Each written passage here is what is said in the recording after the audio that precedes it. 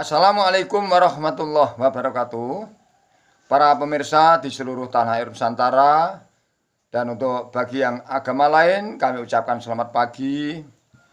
Walaupun sebenarnya salam itu lebih komplit. Menurut saya itu lebih komplit. Masalahnya apa? Assalamualaikum warahmatullahi wabarakatuh itu adalah merupakan doa yang artinya semoga salam dan sejahtera selalu menyertai Anda mulai saat diucapkan sampai besok ketemu waktu yang sama. Itu lebih komplit.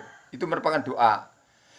Jadi kita ini mohon tidak terkecoh dengan pernyataan-pernyataan yang istilahnya sensasi mencari popularitas seperti orang Pekalongan yang mengaku-ngaku anggota Polri ini sangat-sangat Bampong sayangkan. Karena ini akan mengadu domba antara masyarakat dan Polri.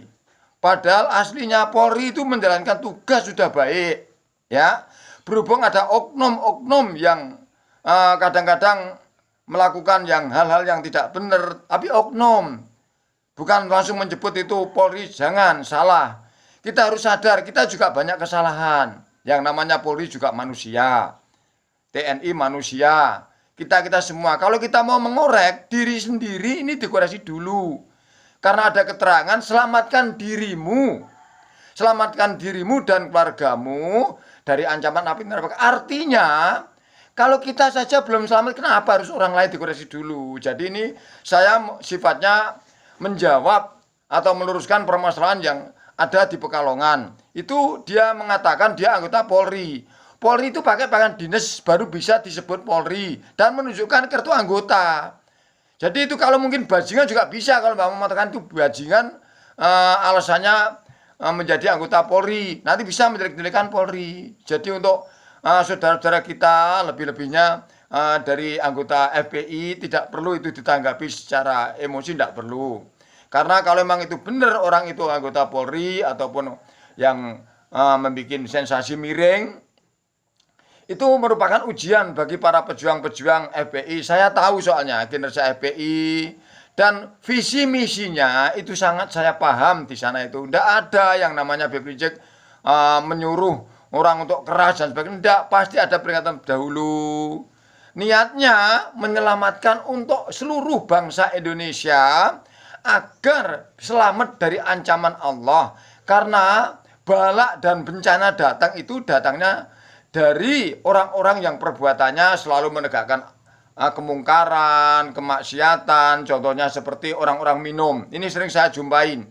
Kadang kalau dinasihatin, dia bantah. Kenapa? Saya minum duit-duit saya sendiri. Saya ngelacur, saya ngelonte duit-duit saya sendiri. Kok ada yang ribut?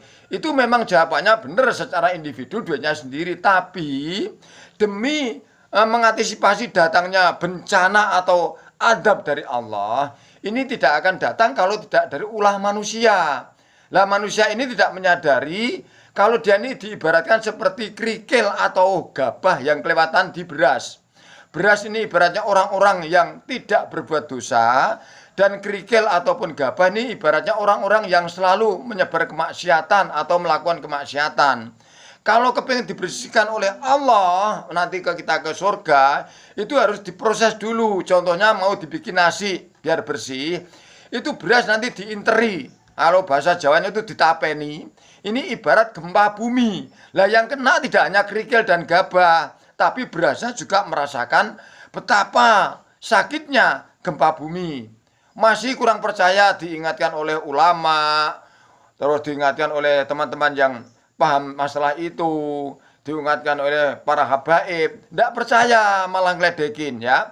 Terus akhirnya masih tetap dibersihkan oleh Allah melalui melalui ini apa namanya tsunami.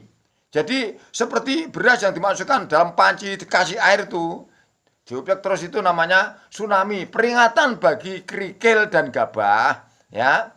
Itu kalau yang orang melakukan kesalahan itu namanya adab langsung di dunia. Tapi yang merasakan tidak hanya orang itu. Makanya jangan jawab kalau itu ngelonte, itu ngelacur, itu minum adalah hak saya sendiri. Itu jangan. Masalahnya perbuatan Anda itu akan menimbulkan untuk orang lain yang tidak bersalah ikut kena adabnya. Cuman beda kalau yang orang berbuat salah itu adab, tapi kalau orang yang sudah berbuat baik itu namanya ujian sampai sejauh mana kekuatan kita untuk meningkatkan kualitas iman. Jadi sekali lagi untuk rekan-rekan di seluruh tanah Indonesia, seperti video yang viral orang Pekalongan itu yang ngaku polisi dan dia tidak gentleman karena tidak bisa mau menyebutkan namanya, alamatnya gitu. Itu adu domba supaya kesan polisi citranya itu jelek. Itu merekrut suasana. Kalau yang demikian ini janganlah gitu. Jadi kita tidak perlu tanggapi dengan terlalu emosi, tapi kita harus berpikir jernih bahwa ini ujian Allah untuk orang-orang yang ahli berjuang seperti FPI misalnya. Terus untuk kita-kita ini agar tidak tersulut untuk berantem dengan polisi, jangan. Makanya untuk polisi juga yang masih dinas, yang masih aktif ya, itu tadi yang ada yang ngaku polisi ya, karena dia tidak menyebutkan nama dan alamatnya juga kartu identitasnya, juga dia tidak pakai baju seragam. Hendaknya saya mohon dengan hormat untuk bapak-bapak polisi yang ada di Pekalongan itu segera disisir. Jadi kalau saya sendiri ya alhamdulillah mudah-mudahan aja bisa ketemu nanti terus disuruh untuk klarifikasi shooting di video diviralkan di media sosial agar paham gitu.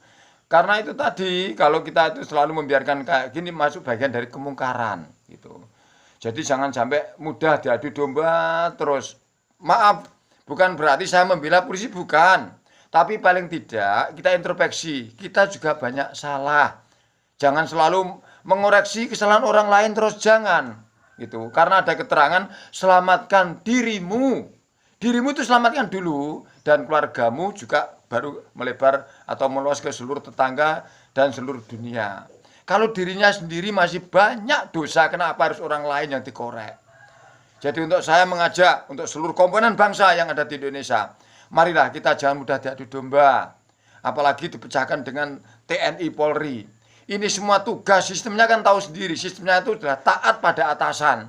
Jadi yang model masih di bawah tetap yang paling buah si malakama gitu.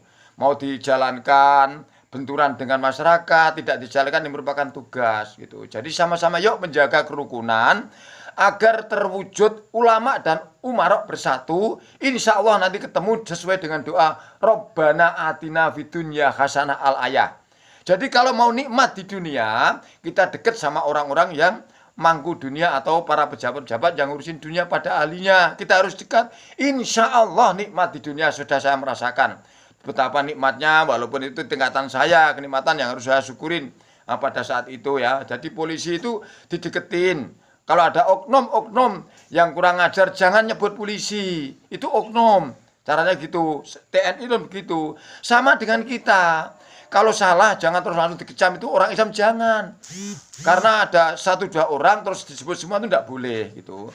Sekian untuk para sahabat-sahabat yang ada di seluruh tanah air Indonesia, khususnya umat Islam dan seluruh bangsa Indonesia. Mari kita bersatu agar Indonesia ini bagaimana bisa jaya dengan kerukunan dari ulama dan umarok bersatu. Bangsa ini akan menikmati indahnya Indonesia, nikmatnya Indonesia, kejayaan Indonesia.